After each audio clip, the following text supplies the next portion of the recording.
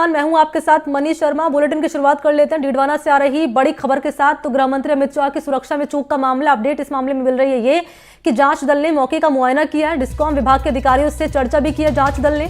जांच टीम ने आसपास लोगों का बयान दर्ज भी किया है। जांच रिपोर्ट 2 दिन में सरकार को भेज दी जाएगी, ये आयुक्त की ओर से कहा गया है। काफिले का रथ बिजली के तार के संपर्क में आने से अधिकारियों में हड़कंप मचा हुआ है। ये बड़ी खबर पर अपडेट मैं आपके सामने रख रही हूं। एक बार फिर से अपडेट आप जान लीजिए। दरअसल इस मामले में हुआ ये है कि जांच दल ने मौके का मुआयना किया है। आपने सुना भी अब से कुछ दिन पहले मुख्यमंत्री अशोक गहलोत ने कहा था कि मैं खुद इस मामले की जांच कराऊंगा। जांच कराने के आदेश भी उनकी ओर से दिए गए। ऐसे में जांच दल ने मौके का मुआयना किया गया है।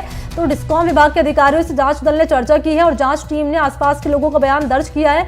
जांच रिपोर्ट में 2 दिन में सरकार को रिपोर्ट भेज दी जाएगी, ये कहा गया है आयुक्त की ओर से। काफिले का रथ बिजली के तार के संपर्क में आने से अधिकारियों में हड़कंप मचा हुआ है। और सहयोगी जहीर अब्बास इस वक्त मेरे साथ मौजूद है इसी खबर पर ज्यादा जानकारी लिए। जहीर, क्या डिटेल्स मिल रही है इस खबर को लेकर? जी मनी, मैं आपको बता दूं, केंद्रीय गृह मंत्री अमित शाह 7 नवंबर को डीडवाना जिले के परबतसर दौरे पर थे। जब वे विदियाट से चौपाल चर्चा कर वापस परबतसर आ रहे थे, इसी दौरान उनका जो रथ है वो बिजली के तारों से टकरा गया था।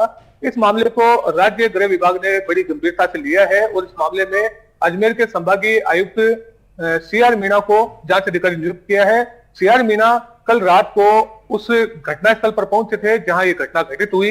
उनके साथ डीडवाना जिला कलेक्टर सीताराम जाट, डीडवाना एसपी आलोक श्रीवास्तव के साथ ही अजमेर डिस्कॉम के मुख्य अभियंता एमसी पार्टी भी मौजूद रहे थे और इन्होंने एक जांच की है। आसपास के लोगों से बयान दर्ज किए हैं कि घटना आखिर कैसे हुई। वहीं डिस्कॉम के जो कर्मचारी अधिकारी हैं उनके भी बयान लिए गए हैं और इस मामले की जांच रिपोर्ट बनाकर जो अजमेर संभागीय आयुक्त है वो 2 दिनों के भीतर राज्य सरकार को पेश करेंगे। जी, शुरुआती तौर पर क्या जानकारी सामने आ रही है? क्योंकि मुझे याद है जब यहाँ पर गृह मंत्री अमित शाह पहुंचे थे, उनका रथ यहाँ से निकल रहा था, तारों से रथ टच हुआ, उसके बाद स्पार्किंग हुई। हालांकि गनीमत रही कि कोई हादसा सामने नहीं आया। उसके बाद मुख्यमंत्री अशोक गहलोत मीडिया के सामने आए, उनकी ओर से कहा गया कि मैं बाकायदा जांच कराऊंगा कि साहब किसकी लापरवाही है, किसका वो रथ था और कैसे वहां पर जो है तार झूलते रहे। तो अब शुरुआती जानकारी क्या सामने आ रही है, क्या बताया जा रहा है आयुक्त की ओर से?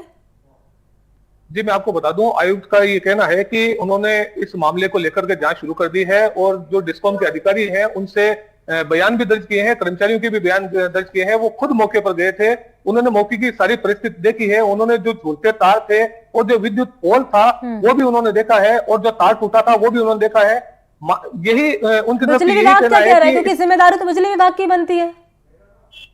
जी बिल्कुल, विद्युत निगम के अधिकारियों की जिम्मेदारी बनती है और विद्युत निगम के अधिकारियों के इसीलिए बयान दर्ज किए गए हैं। संभागीय आयुक्त ने खुद ने ही उनके बयान दर्ज किए हैं।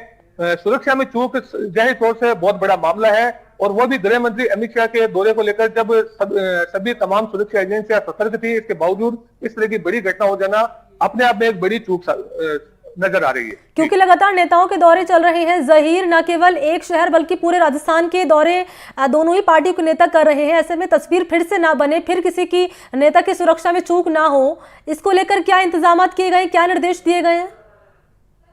जी, संभागीय आयुक्त का साफ तौर पर कहना है कि इस तरह की घटनाओं की कोई पुनरावृत्ति ना हो, इसके लिए अधिकारियों को कड़े निर्देश दिए गए हैं। साथ ही उन्हें कहा गया है कि जो रूट निर्धारित हो और जो स्थान तय हो वहां पूरी तरह से सुनिश्चित किया जाए कि किसी भी तरह की कोई चूक नहीं हो और सुरक्षा व्यवस्था में भी किसी तरह की कोई चूक नहीं हो। ये उनकी तरफ से अधिकारियों को साफ तौर पर निर्देश दिए गए हैं। साथ ही उन्होंने कहा कि अगर इसमें लापरवाही बरती गई तो जो संबंधित अधिकारी होगा उसके खिलाफ कड़ी कार्रवाई की जाएगी। जी ठीक है, शुक्रिया आपका तमाम जानकारी जहीर इस खबर पर देने के लिए। इंतजार करना होगा रिपोर्ट का। रिपोर्ट सामने आएगी तो उसमें क्या कुछ जानकारी निकलकर सामने आएगी वो जानकारी भी एनडीटीवी राजस्थान आप तक पहुंचाएगा। शुक्रिया आपका।